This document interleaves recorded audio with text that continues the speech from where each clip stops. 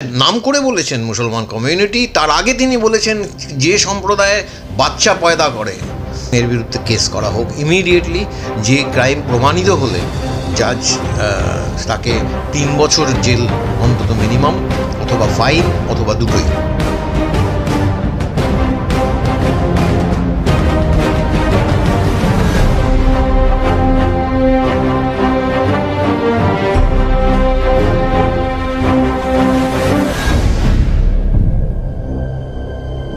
প্রিয় দর্শক, আপনারা জানেন যে গত কয়েকদিন আগে ইলেকশন ক্যাম্পেইনে রাজস্থানে গিয়ে আমাদের প্রধানমন্ত্রী নরেন্দ্র দামোদর দাস মোদি একটা দারুণ বক্তব্য রেখেছেন। जीवन के सपनों से जुड़ा हुआ है, तो मुझसे छीनने की बात कर रहे हो अपने मैनिफेस्टो में। गोल ले लेंगे, सबको वितरित कर देंगे। और पहले जब उनकी सरकार थी उन्होंने कहा था कि देश की संपत्ति पर पहला अधिकार मुसलमानों का है। इसका मतलब ये संपत्ति इकट्ठी करके किसको बांटेंगे? जिनके ज्यादा बच्चे हैं उनको बांटेंगे। घुसपैठियों को बांटेंगे। क्या आपकी मेहनत की कमाई का पैसा घुसपैठियों को दिया जाएगा? आपको मंजूर है ये कांग्रेस का मैनिफेस्टो कह रहा है कि वो माताओं बहनों का सोने का हिसाब करेंगे, उसकी जड़ती करेंगे, जानकारी लेंगे और फिर उस संपत्ति को बांट देंगे। और उनको बांटेंगे जिनको मनमोहन सिंह जी की सरकार ने कहा था कि संपत्ति पर पहला अधिकार मुसलमानों का है। भाइयों बहनों, ये अर्बन नक्सल की सोच, मेरी माताओं बहनों, ये आपका मंगलसूत्र भी बचने नहीं देंगे, यहां तक जाएंगे मैं कहने आया हूं। যে বক্তব্য রেখেছেন সেটা অত্যন্ত নিন্দনীয় একটি বক্তব্য। তাই সেখানে তিনি বলছেন যে এই যে কংগ্রেসের ম্যানিফেস্টো একটি বিশেষ সম্প্রদায় যারা বেশি বেশি করে বাচ্চা পয়দা করে তাদের সুবিধা পাইয়ে দেওয়ার জন্যে এই ম্যানিফেস্টো তৈরি করা হয়েছে। আমাদের মধ্যে রয়েছেন বিশেষ রাজনৈতিক সমালোচক সুমিতদার কাছ থেকে আমরা একটু জেনে নিই। সুমিতদা, এই যে বক্তব্য সেটা কতটা গ্রহণযোগ্য? একেবারেই গ্রহণযোগ্য নয়। ভারতবর্ষকে আমাদের সংবিধানে প্রথম থেকেই বলা আছে ভারতবর্ষ একটি ধর্মনিরপেক্ষ দেশ, এবং 125 ধারা যে ভারতবর্ষের তার 15 নম্বর সেকশনে পরিষ্কার করে বলা আছে যে কোনো কমিউনিটি, কোনো ধর্মীয় সম্প্রদায়ের বিরুদ্ধে কোনো কিছু বলা যাবে না, বিশেষ করে ইলেকশনের সময়। এই জন্য বিভিন্ন আজকে সারা দিন ধরেই প্রায় বহু মানুষ ইলেকশন কমিশনের কাছে নানান ধরনের পিটিশন সই করেছে। চতুর্দিক থেকে, সারা ভারতবর্ষ থেকে এবং দেশের বাইরেও এটা করা হয়েছে।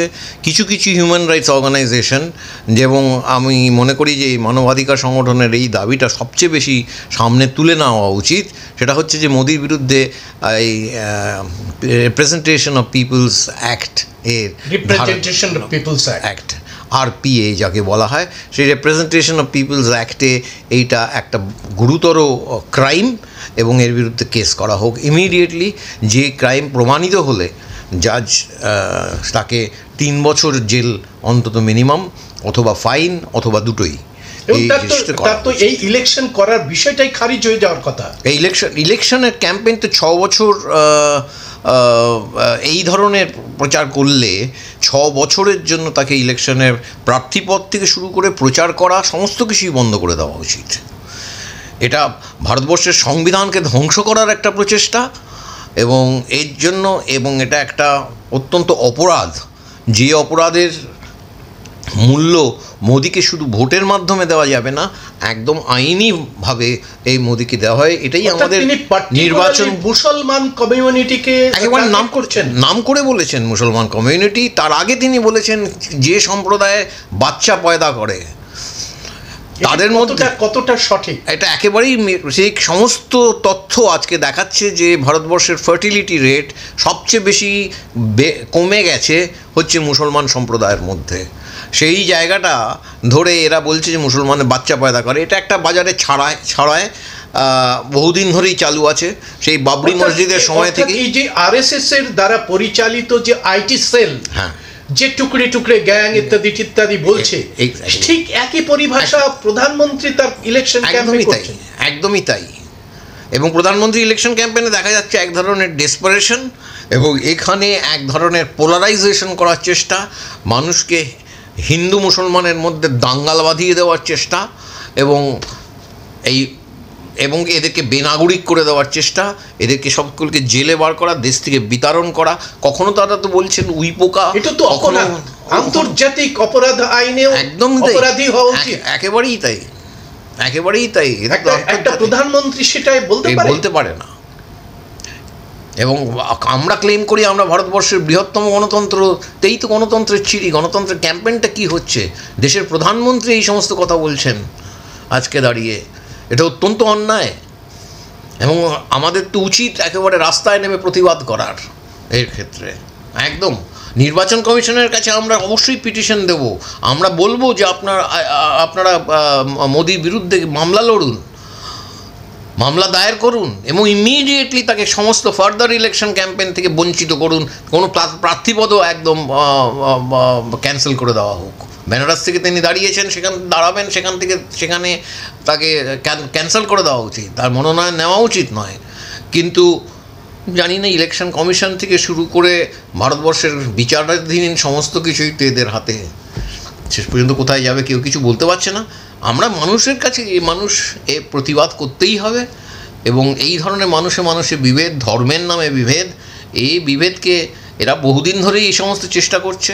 আপনি জানেন তো উইপোকা টোকা অনেক কিছুই বলা হয়, টিপে মারতে হবে, ঘরে ঢুকে ঘুষ মারনা পড়েগা, এরা টেররিস্ট, এরা নকশাল, এরা মাওবাদী, এরকম নানান ধরনের কথাবার্তা বলা হয় কেউ সমালোচনা করলেই।